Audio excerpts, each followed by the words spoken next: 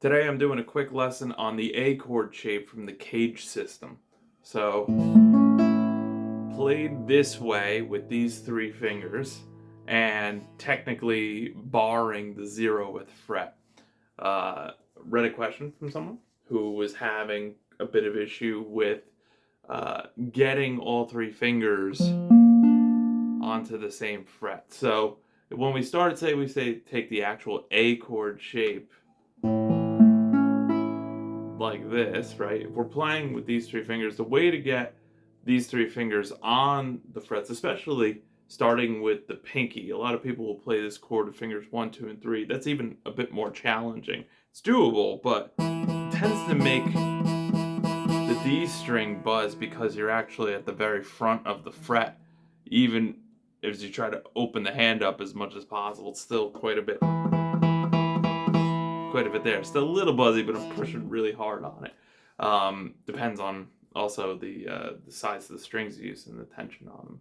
But I found that using the higher fingers, because they're literally smaller, and especially getting the pinky right at the back there, right, getting them on, that allows us to get our notes out, and then the top string comes out very nicely. So the sort of key to this is to allow yourself to swing. So you see my shoulder back here is actually moving, and thus my elbow is moving out of the way as well. So swing the gate open. That's Jason Vio, great classical guitarist. He was the one who mentioned that. I saw him mention it when he was working with a student in master class.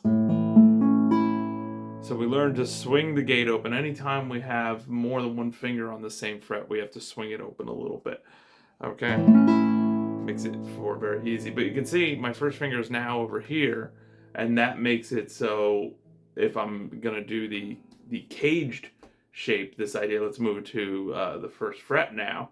So if I want to do it here, being able to bar the 5th string first fret and the first string first fret is going to be the challenge. Getting those notes out. Getting all the notes out, right? So you can see that the way I set it up, this is where people usually have a great deal of trouble with bars in general, but they'll put the low note on first, or they'll put the bar on first, and the hand will actually be pronated. It'll be, all the fingers will be contracted, and they'll all be on top of each other, and then they'll try to do some sort of extension thing like this. Makes it very difficult because you got all this tension and all this sort of tendency to pronate, tendency to rotate this way.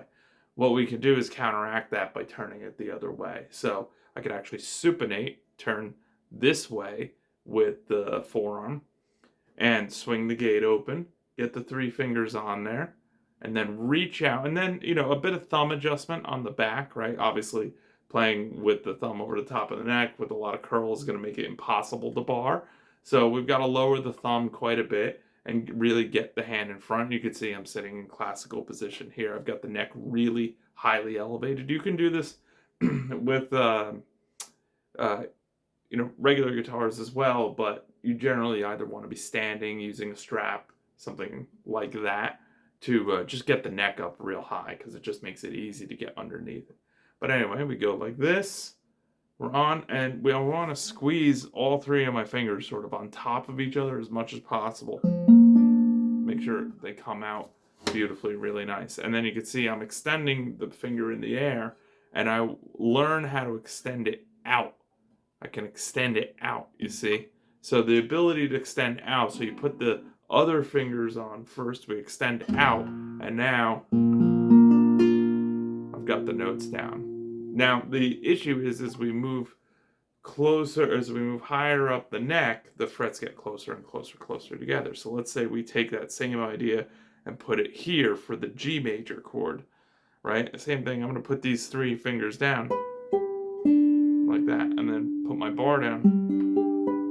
So this is the 10th and 12th frets, and you can see it works as well. Now, if you're sort of new to this, one thing you can do is reduce the difficulty. It's a big adage of mine, right? So take that finger 4, that pinky. Let's say we go back to that first fret one, where it's a bit difficult to do the extension. Take that 4th finger And then instead of barring, just place the first finger down. So now you've got those 2 notes. Now keep those down and add slowly.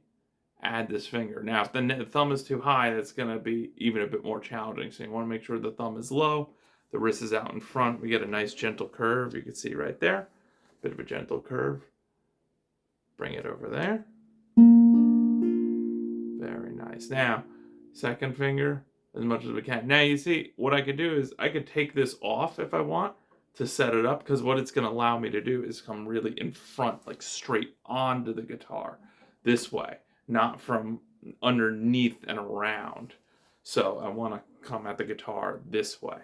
So fourth finger, third finger, second finger. See, now my fingers are really lined up. You can see my second finger is actually middle, or actually just a little past the middle. So the note is going to sound really good, really strong, no buzzing, right? Then I could place this finger down here if I want to, or it's actually even more comfortable, I find.